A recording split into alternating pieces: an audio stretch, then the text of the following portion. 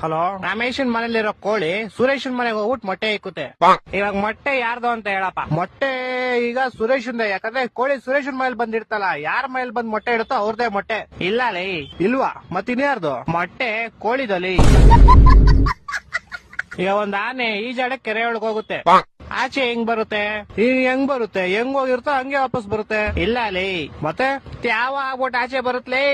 ಹೊಟ್ಟೆ ಎಷ್ಟು ಉರ್ಸ್ತಾವ್ರೋ ಆ ಭಗವತ್ನ ನೋಡಿದ್ರೆ. ಒಬ್ಬ ಹುಡುಗ ಪ್ರತಿ ವರ್ಷ ಅವ್ನ್ ಬರ್ತಡೆಗೆ ಉಂಡಿಗೆ ₹1 ಆಗ್ತಿದ್ನಂತೆ. 60 ವರ್ಷ ಆದ್ಮೇಲೆ ನೋಡಿದ್ರೆ ಅದ್ರಲ್ಲಿ ಬರೀ ₹12 ಐತಂತೆ. ಹೆಂಗೆ ಅಂದ್ರೆ ಅವ್ನ್ ಯಾರ ಚಪ್ಪಲಿ ಇರ್ತಾನೆ ಎತ್ಕೊಂಡಿರ್ತಾನೆ. ಇಲ್ಲ ಲೇ, ಮತ್ತೆ ಅವ್ನ್ birthday February 29 ಇತ್ಲೇ.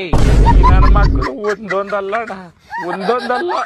Okay, last and final ಕೇಳ್ಕೊಂಬಿಡು. ಹೇಳು. ಒಬ್ಬ ಹುಡುಗಂಗೆ ಹೆವಿ ಶುಗರ್ ಇರುತ್ತೆ. ಡಾಕ್ಟರ್ ಅವ್ನ್ಗೆ ಸ್ವೀಟ್ ಬಿಟ್ಬಿಡು ಅಂತ ಹೇಳ್ತಾರೆ. ಅವನು ಲೈಫ್ ಪೂರ್ತಿ ಸ್ವೀಟ್ ತಿನ್ನಲ್ಲ. ಯಾಕೆ ಹೇಳು? ಇದಕ್ಕೂ ಯಾವ್ದೋ ಉಲ್ಟಾ ಸೀದಾ ಆನ್ಸರ್ ಇರುತ್ತೆ.